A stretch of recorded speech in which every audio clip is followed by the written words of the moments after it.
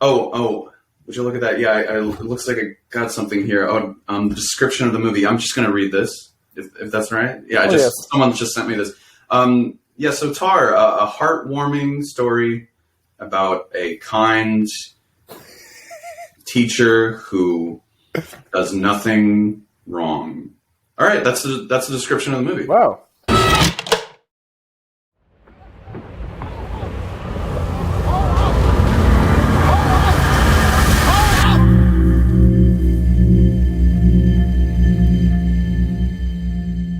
We're talking about Tar 2022? I actually am interested to hear your thoughts on this movie, though.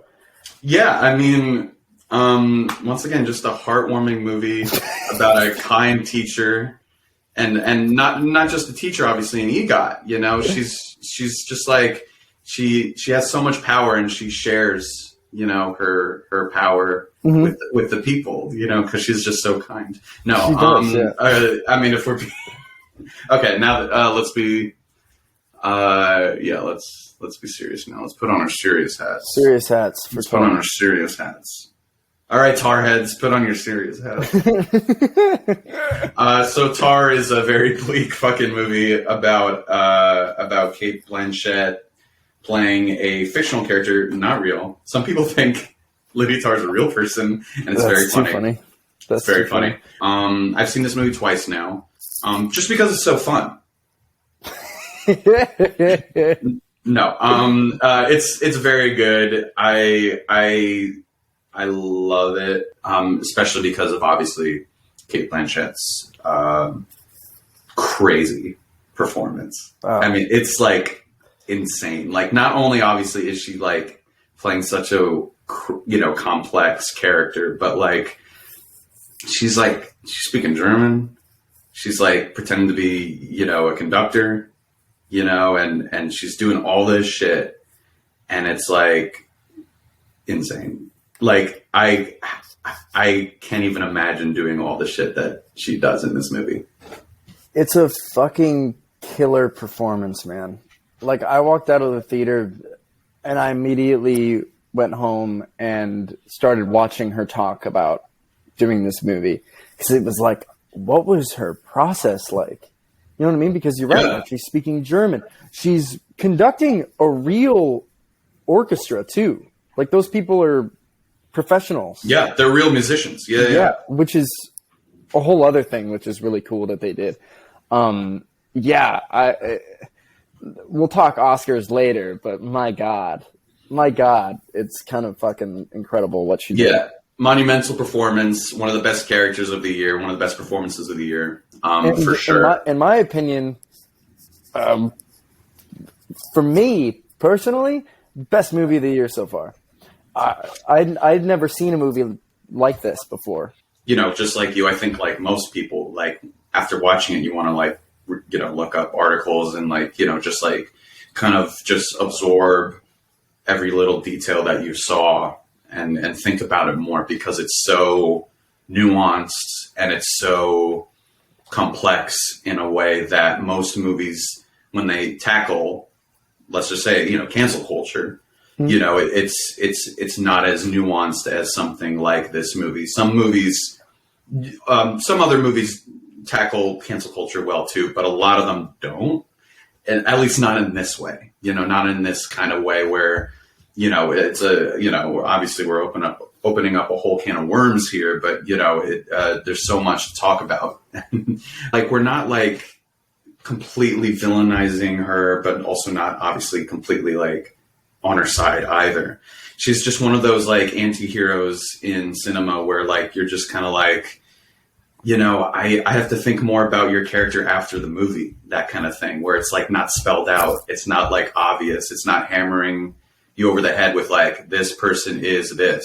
You're kind of just left to like think about it for yourself in some ways. I think in some other ways, I think in very profound ways, the movie is showing you through visuals, and once again, not through dialogue where it's like, Lydia Tarr, you are this. It's just like showing you. And if you're smart enough, and not to be like, like you have to be smart to watch, to watch this movie, but it requires your attention. Is the thing. It's like, does. if you're not paying attention, and then you like, you know, come out of the movie and you're just like, it's this, then you didn't really watch the movie. You weren't really paying attention. It rewards you to actually pay attention, because there's no, obviously it's not an action movie. It's not, Lydia Tarr doesn't fight fucking Thanos in this movie, you know. Lydia Tarr instead is fighting, you know, a lot of ways herself. I got so many different sides of Lydia Tarr. So many different sides of her. Like how she interacts with her daughter, how she interacts with like fans in a weird way, how she interacts with coworkers, how she interacts with her wife. And it's like, oh, how she interacts with students a little bit. And it's like, not a little bit. Man. Not a little bit. A lot of it. In a scene that is my absolute favorite scene. It's shot in one take, and it's fucking incredible. The camera movements, the acting, it's one of the best scenes of the year. Oh yeah, dude. And it's, but yeah, that's something that I really appreciated about this movie. Yeah. Oh, spoilers, by the way. We're definitely just gonna spoil this movie. Yeah. So go ahead. Cool. Yeah. But yeah, I did appreciate that about this movie, where I didn't know what to think, and I still don't. Like, I want to watch it again and again and again, you know, because I do. Did I like a lot of parts of this character? Yes. Heck yeah. Did I respect a lot of parts of this character? Yeah. But then there's some things that she does that I'm like, while you're watching it, you're rooting for her.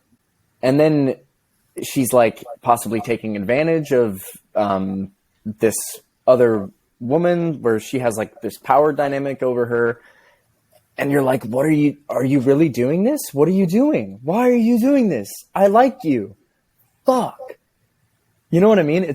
I'm so obsessed with it. I really am. Nina Haas plays the wife. She's very good as well. I'm going to butcher her last name, but the assistant, a French actress, she was in Portrait of a Lady on Fire. Yes, that's it. She's also very good. The student is also very good. She's, as you mentioned, like an actual musician. Mark Strong is good in it, but like, once again, it's Cate Blanchett's movie. Because, you know, obviously the whole movie is just about just witnessing this genius's life. You know, she's teaching students. She's, you know, in charge of a full orchestra in Berlin. You know, she's like the first female conductor to do that in this movie. You know, she had mentors like Leonard Bernstein. She's this genius, right? And she is charming. She's passionate. She's driven in a way that is compelling, and like you don't want to stop watching her ever, and you basically never do. Like, it's all through her eyes. She's these things, and she is a genius, but also she's extremely flawed and extremely scary, and she abuses her power to no end in a way that is, once again, realistic. It just shows that, like, and you know, anyone with that position of power can abuse it. The second scene where, like, you know, she's with the student, right? And she's, you know, she's just telling him, like, hey, you know, you gotta, like, you know, study these composers, you know, like, they might have done bad shit in their real life, but this is important, you know, text, important music that you have to learn. And so, in a way, you know, she's right, technically, in that way, but she's a fucking bully. You know what I mean? Yeah, like that on paper, yes, that is in a way right? Like, you kind of want to learn from the masters in your craft, right? And he's like, white cis males, like, I will never, like, learn their stuff. And in a way that's like, come on, man. But also, it's like, if he doesn't want to, why does he have to? So, like, she's wrong also. She's right and wrong, you know, and he's right and he's wrong, the student. That's what's so good about the scene is, like, sure, yeah, you know, like, you're right, Lydia, but why do you have to be such a bitch about it? You know what I mean? Like you're abusing your power and making this kid essentially like so nervous and so like uncomfortable. And it's like, I get what you're doing. You're like trying to play the music and you're like, look, see, it's good. You know, this music's so good. Now it's your turn. And he refuses. And, you know, and that's when, that, you know, everything goes to shit in that scene. You know, Lydia Tarr is a interesting character because, like, yes, I think in all intents and purposes, she is very abusive and very bad, but also she has points, but it's points that maybe, in the long run doesn't really matter. Yeah, it's interesting. When I first watched it, I was like, well, yeah, dude. Like, and it's so interesting because she's like, if you could throw these great composers out because of what they did, what about you? You know what I mean? And that like sets up the entire movie, which I think is such a good line. But yeah, because but also, I mean, I'm just assuming we have different takes on this, I guess. But also, that's so cruel to say to someone. It is, yeah. That's bully mentality. Right. That's a bully. But it's also like. But that's what's so interesting about the role is that, like, in a way, it's like, look, calm down and just like, this is great music, you know, study it, right? But also, it's like, you shouldn't, you know, if they want to like follow someone else, what's so fucking bad about that? Good. That is a good point. But also, he's a little, you know, he's in a way wrong too, because he like completely refuses to even learn it, right? But also, once again, she's abusing her power by like making this guy nervous and forcing him to do something he does not want to do. Yes, but I think, in my opinion, if I put myself in that guy's shoes, which is hard to do, I would assume possibly that Lydia Tarr, of someone that's an EGOT, somebody that's a genius, right, would have something to teach me, maybe, that I can't let my personal feelings get involved in something that she's maybe trying to say. Maybe she's trying to say it in not the best way, or a way that you would want. Lydia Tarr, you good? Are you good? You good, dude? But you know what I mean? Like, maybe she's not saying it in the best way or the way that that guy or you or me or whoever would want to hear it. But that's so hard to do. You know what I mean? I see what you mean. As we kind of, especially watching it again and like, you know, the ending when she goes back home, it's like, oh, maybe this is like a facade. Like, her name's not even Lydia Tarr, maybe. Like, it's insane. You know, like she might be even putting on an accent. Interesting. It's insane. Like, you know, like she you know, she watched Leonard Bernstein and all these like powerful men, and she was like, I have to be like that. I have to reimagine myself and become this person just like them. And she went so far deep into that facade in a way that, you know, in a way she can never break out of it or struggles to, you know. And that's what's so complex about the characters. Like, yes, she does really shitty things. She's, you know, we're basically following a bad person, but not a very good chick. But she's also very nuanced because we are forced to follow this person, you know, in her life and after she gets quote unquote canceled, you know, and we follow her, you know, during the aftermath of that. It's fascinating stuff. It's like, no, we can't just like write her off as like, all right, groomed people, abuser, moving on. No, you're forced to stay with her even after the quote unquote cancellation, where like, you know, we actually see like the, you know, her life fall apart, and then you're just supposed to feel the way you feel about that.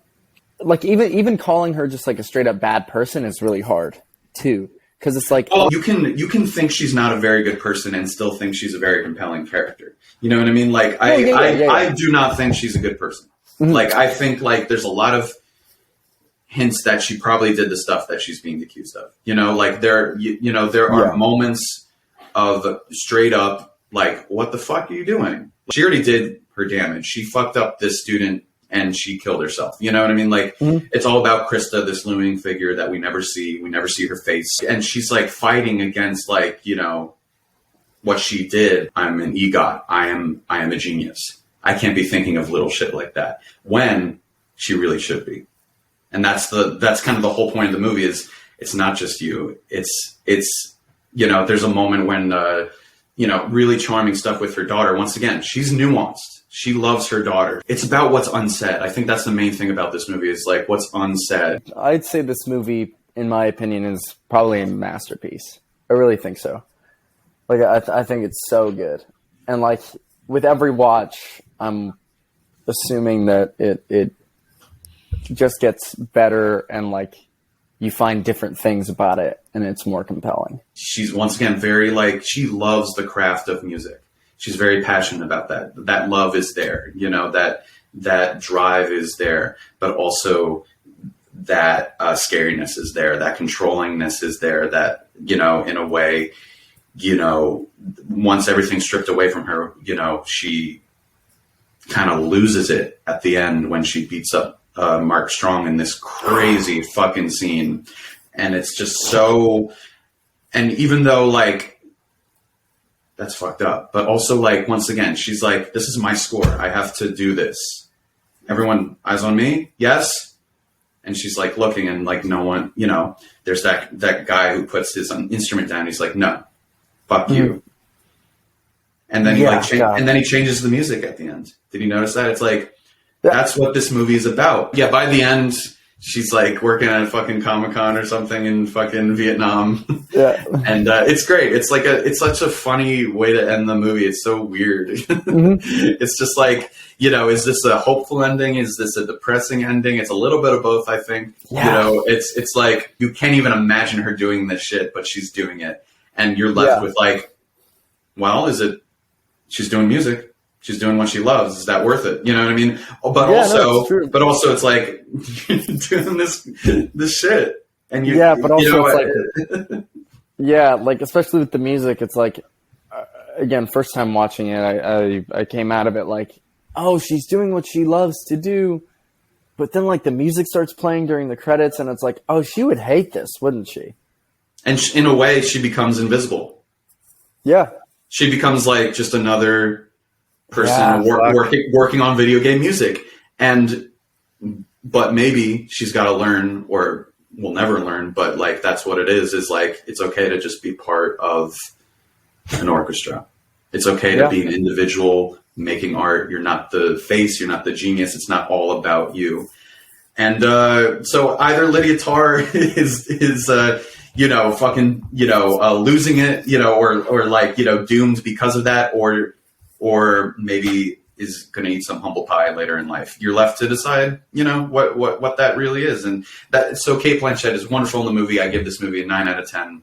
I think it's very brilliant. I would give this movie a 10 out of 10. I think it's a masterpiece. I mean, Todd Fields, the director, writer of it, I would, I haven't seen any of his other work. I don't think that it's like this, which I think is really interesting. I think it's a masterpiece. It's my number one movie this year so far. Incredible. Yeah. Yep. And Cate Blanchett. Oh, she's getting that nom. And I don't know, be getting that dub too, but I don't know.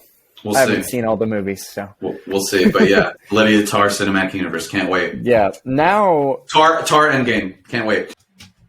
Guys, you made it till the end of the video. Congratulations! Thank you so much for watching. Please click that like button and subscribe to our YouTube channel for more movie reviews and film-related videos, like the one you just watched, or like these.